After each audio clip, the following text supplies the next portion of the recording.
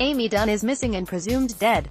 Her husband, Nick, is looking more and more like the prime subject with each passing day. Two American Nightmares, designated by gender, that is the crux of writer Alice Boland's reading of Gone Girl, Gillian Flynn's best-selling 2012 thriller, later adapted into a movie starring Rosamund Pike and Ben Affleck. Boland discusses the subversive mechanics of the modern American noir in her new book, Dead Girls, Essays on Surviving an American Obsession. The collection explores why, in television, literature, film and even music, our culture prefers its female characters served cold and lifeless. Gone Girl begins there, with the phantom presence of a missing woman, pretty, perfect and tragically gone too soon. However, over the course of the book, spoilers ahead, but come on, it's been 6 years, Amy reveals herself to be very much alive, as well as a rancorous deviant who's attempting to frame her disappointing death of a husband in a mind-bendingly conniving plot. Amy's core is certainly rotten, but in Boland's reading of the book, Nick embodies the more damning categorization for the two. That's because while Amy bears no resemblance to any one person who has ever walked the planet, as Boland writes, she does bear a resemblance to women as conceived of in the nightmares of men like Nick, and there are many of those men walking the planet. In other words, Amy is farcical in her wickedness, while Nick looks all too familiar. He is both villain and victim, a hybrid identity typical of some self-professed decent men who see themselves as unfairly maligned and thus entitled to retribution.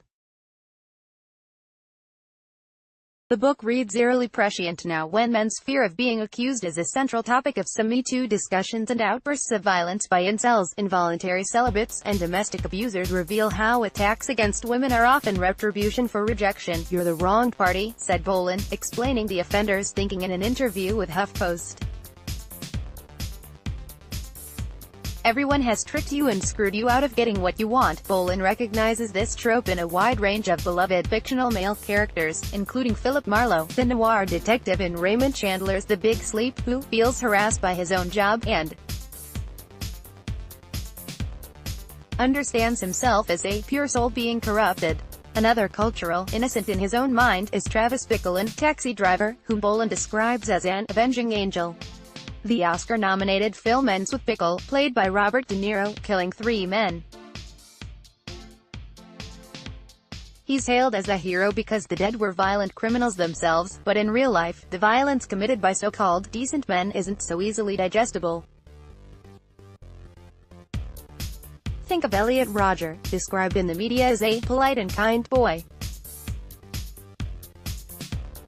He was 22 years old when he murdered 6 people in Isla Vista, California, before he killed himself.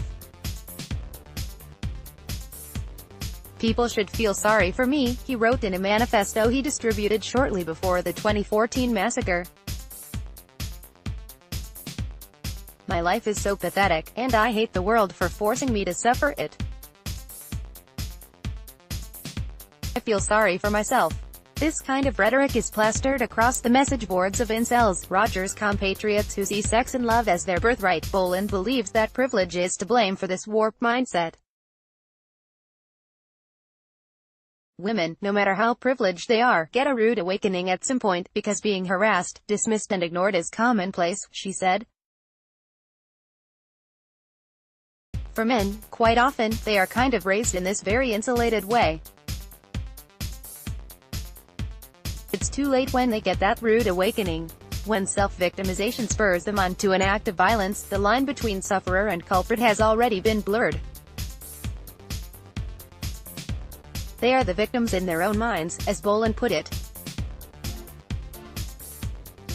Because fictional male characters are often written to balance the duality of hero and villain, they are imbued with a complexity that is relatable to readers and viewers.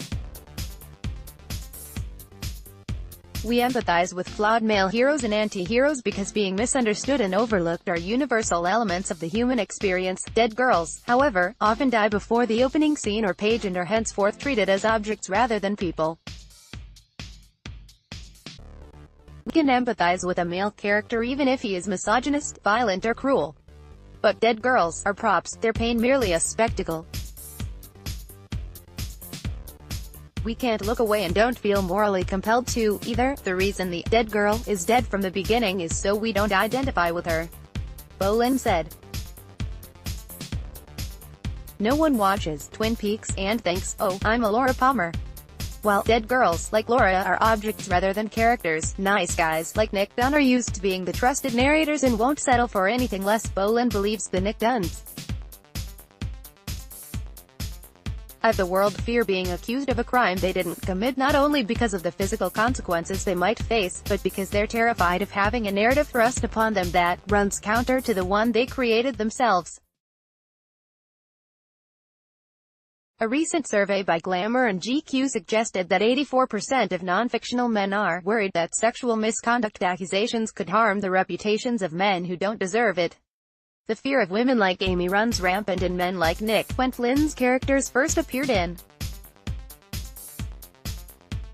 print in 2012. Bolin believes the novelist communicated something that, at the time, felt unsayable, that it is scarier for a man to be accused than to be killed.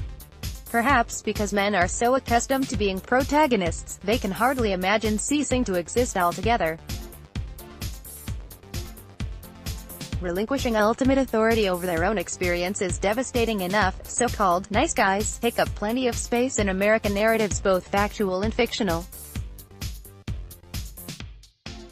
With Dead Girls, Bolin pulls a move not unlike Flynn's, beginning with the familiar image of the dead girl and then bringing her back to life, after devoting chapters to ideas like The Husband Did It and toward a theory of a dead girl show. Bolin breaks down the archetypes of other, livelier female tropes. "I know that there are going to be people who read the book who feel like there aren't enough dead girls in it," she said.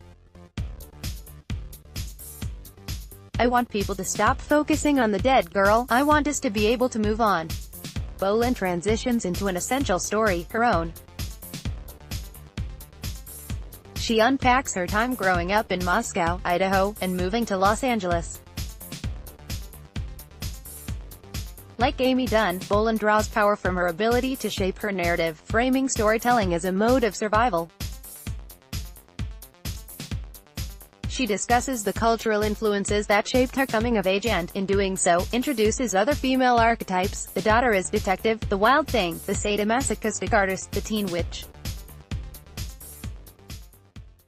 the women who live. By the end of the book, Dead Girls is hardly about dead girls at all. Instead, Bolin provides something of a survival guide, using real and imagined women as mythic models in the art of outpacing the nice guys in their lives. She explores the ways women find power, through writing, sex, art, magic and love. And, of course, reading. In the introduction, Bolin calls it a fatal flaw that she insists on learning everything from books, but it's clear by the end that reading is the thing that helped her survive. Download